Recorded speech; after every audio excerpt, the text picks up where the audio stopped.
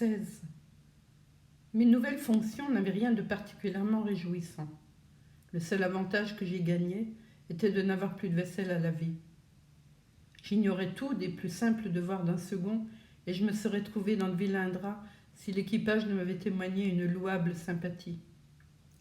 Les matelots m'enseignèrent la manœuvre des cordages et du gréement, le maniement des voiles, etc. Le gros Louis, en particulier, se montra bon professeur et j'eus peu d'ennui avec ceux à qui je commandais. Il en fut autrement avec les chasseurs de phoques. Ils refusèrent de me prendre au sérieux et ne ménagèrent pas leur sarcasme.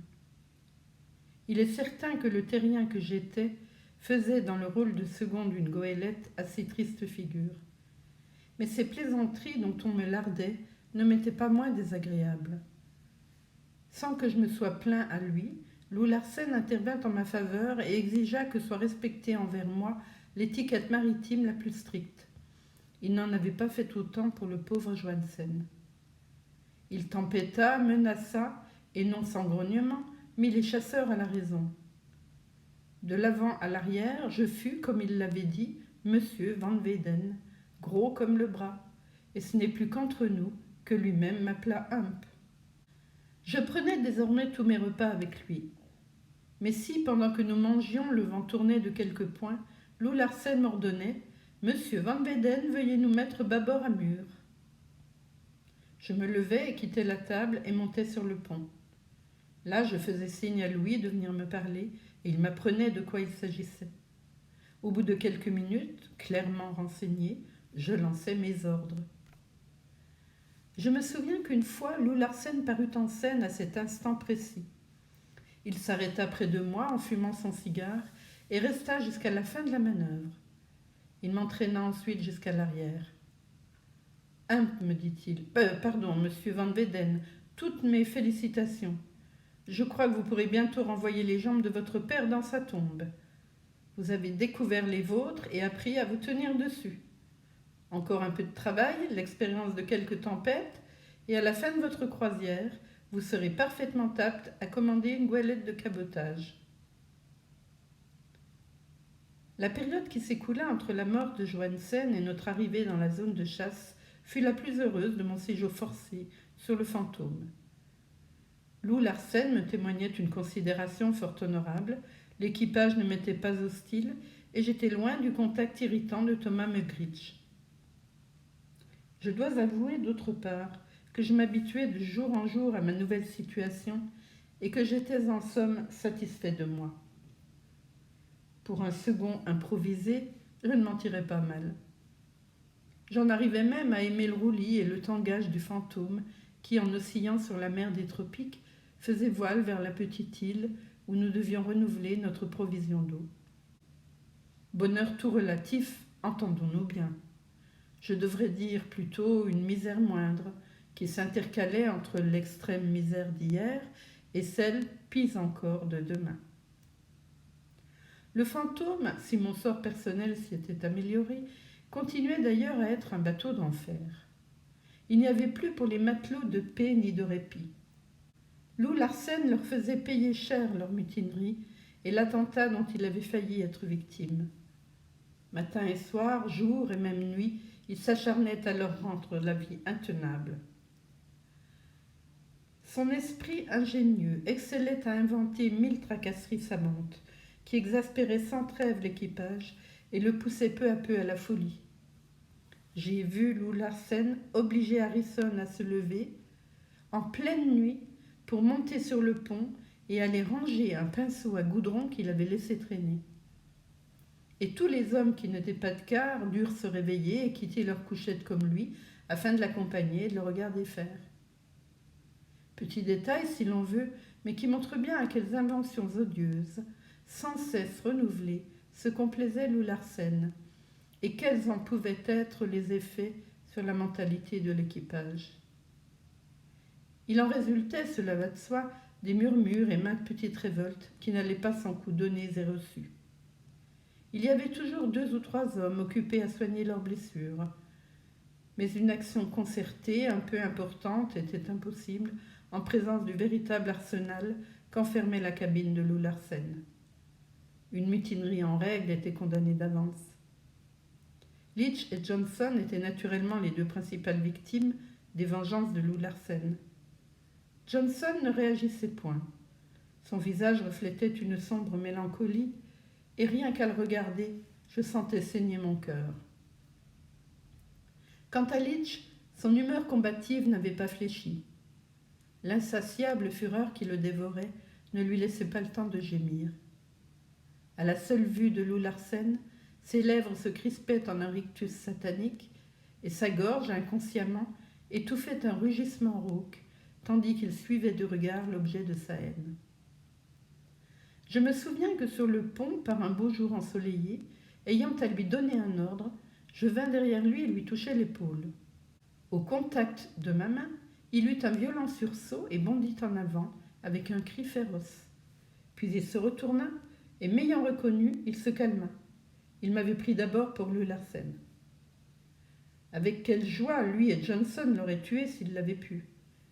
Mais leur ennemi restait sur ses gardes et Leach s'épuisait en inutiles tentatives. Je l'ai vu, sans avertissement ni provocation, s'élancer soudain sur Lou Larsen comme un chat sauvage, et les deux hommes luttaient des dents, des ongles et des poings. Et toujours Leach restait finalement sur le carreau, épuisé et vaincu. Mais le diable qui l'habitait n'en continuait pas moins à défier le démon qui était en Lou Larsen. Dès qu'il se trouvait nez à nez sur le pont, la bataille recommençait avec un résultat identique. Espérant réussir mieux, Leach tenta de lancer son couteau contre la gorge de Lou Larsen, qui esquiva le coup de justesse. Une autre fois, il laissa tomber d'une des vergues du grand mât et d'une hauteur de 25 mètres un épissoir d'acier sur la tête de Lou Larsen qui émergeait de l'escalier de sa cabine. C'était un coup difficile à réussir sur un bateau en mouvement, mais il s'en fallut de presque rien que la pointe aiguë sifflant dans l'air n'atteigne son but. Elle alla sous le nez de Lou Larsen se planter dans le plancher du pont. Une autre fois encore, Leach parvint à s'emparer d'un revolver. Il se préparait à le décharger sur Lou Larsen lorsqu'un des chasseurs de phoques lui saisit le bras au passage et le désarma. Je me demandais souvent pourquoi Lou Larsen ne le tuait pas pour en finir. Mais il se contentait de rire de cette rage stérile et se complaisait à le braver avec cette même satisfaction qu'éprouve le dompteur à affronter ses pensionnaires les plus féroces. L'homme est joueur par nature, m'expliqua-t-il, et le plus bel enjeu qu'il puisse risquer n'est-il pas sa vie? Pire est le risque, meilleur est le frisson. Pourquoi me priverais-je du plaisir d'exciter Leach jusqu'à la folie? Bien mieux, s'il est honnête, il doit m'en savoir gré, car la sensation est réciproque. Il vibre plus intensément qu'il n'avait jamais fait. Je lui ai donné un but, qu'il poursuit avec acharnement, me tuer. Il vit de cet espoir, ça le grise, et quand je le vois au paroxysme de la fureur, je me prends à l'envier. C'est de la lâcheté de votre part, m'écriai-je. Vous sentez que physiquement et moralement vous dominez cet homme et vous en abusez. Lâcheté, c'est à voir, riposta Lou Larsen. Votre lâcheté à vous est en tout cas pire que la mienne. Au fond de vous-même, vous êtes pour Leach, contre moi. Et pourtant, vous n'en laissez rien paraître. Car vous avez peur, vous voulez vivre. Votre conscience a beau protester, vous l'accommodez à votre intérêt, bien entendu. S'il y a un enfer, vous y descendrez tout droit, pour expier cette compromission. Croyez-moi, je suis moins lâche que vous. Plus sincère en tout cas, car je reste conséquent avec mes instincts, qui, comme les vôtres, valent ce qu'ils valent. Il y avait du vrai dans ce que disait Lou Larsen, et après y avoir longuement réfléchi, je dus reconnaître qu'il avait raison. Mon devoir n'était-il pas de faire bloc contre lui, avec Leach et Johnson, et de les aider à débarrasser le monde d'un tel monstre? Ce serait un soulagement pour l'humanité entière, et la vie universelle en deviendrait plus belle. Je ressassai cette pensée durant des nuits d'insomnie, et de plus en plus fortement me hanta l'idée de tuer Lou Larsen. Une nuit, j'en fis part à Johnson et à Leach, quand ils étaient de quart et pendant que dormait notre ennemi. Ils me conseillèrent la prudence et de ne pas me sacrifier inutilement pour eux. Ils étaient au comble du désespoir. Johnson était vidé et rien chez lui ne réagissait plus. Leach se détruisait lui-même en s'acharnant à une lutte où il se sentait vaincu. Quand j'eus parlé, il me prit la main et me la serra en une étreinte passionnée en me disant « Je crois que vous êtes un type régulier, monsieur Van Weyden, mais tenez-vous tranquille et surtout ne dites rien. Johnson et moi, nous sommes condamnés, je ne me fais pas d'illusions. Qui sait pourtant si une occasion ne se présentera pas où vous pourrez nous être utiles. Jusque-là, restez comme vous êtes. »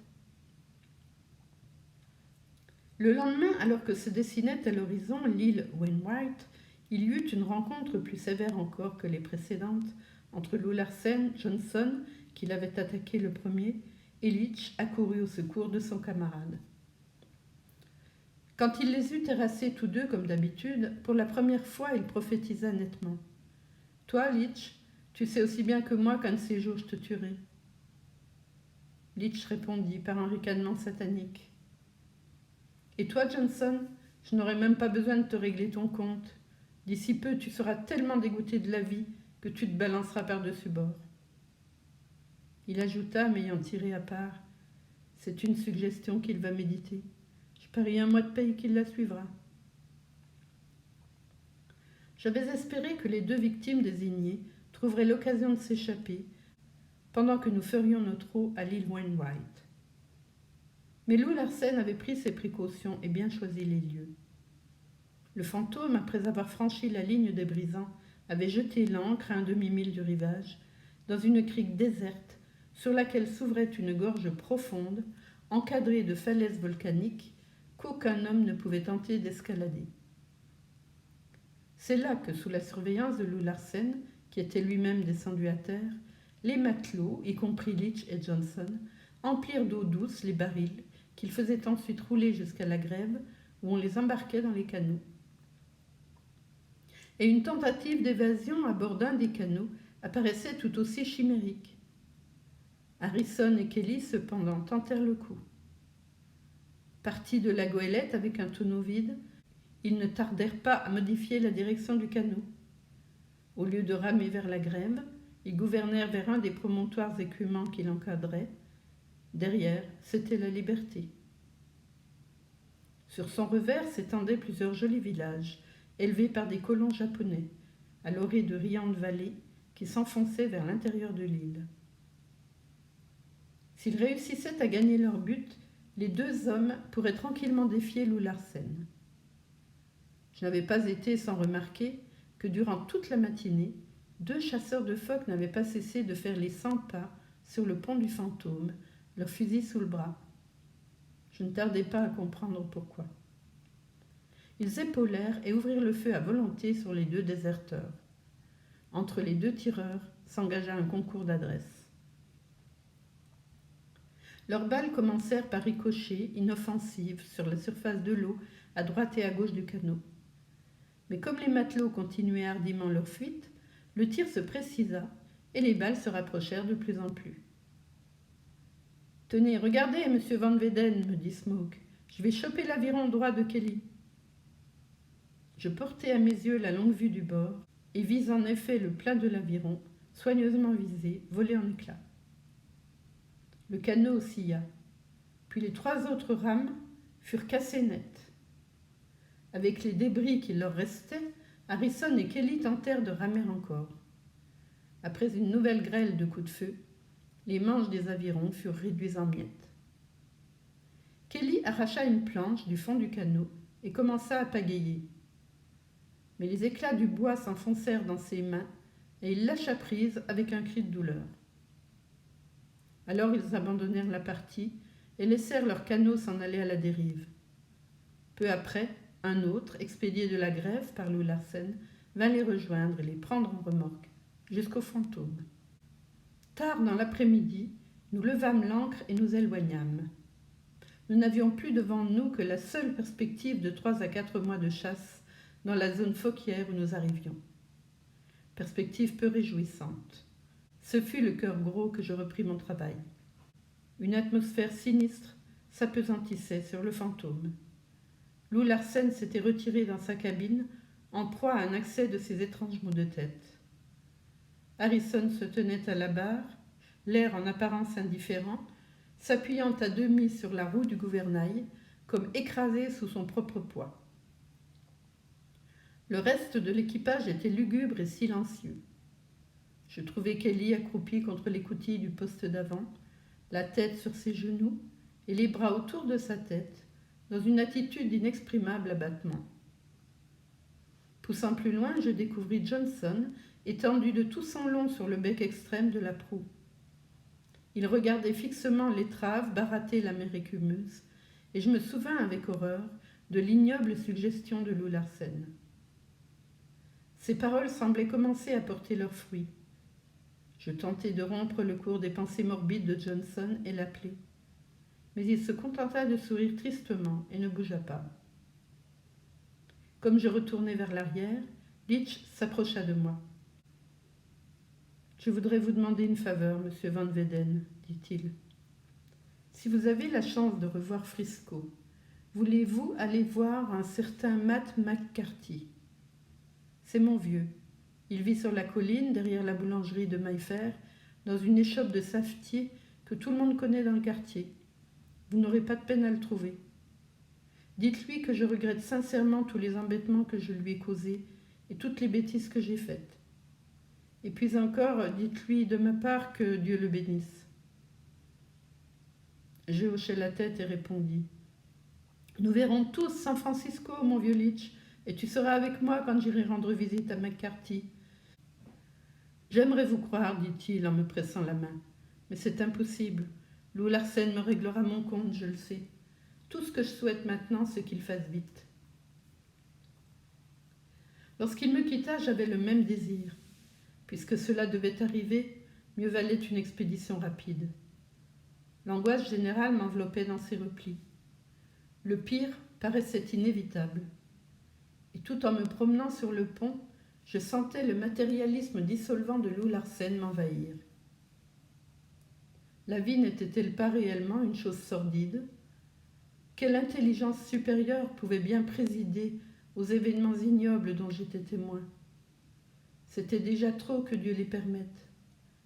Et je conclus comme Litch que plus tôt cette lamentable existence serait finie, mieux ça vaudrait. À mon tour, je me penchai sur la lisse et plongeai mon regard dans la mer. Je ne doutais plus que tôt ou tard, je sombrerais, bas, bien bas, aux vertes et froides profondeurs de son oubli.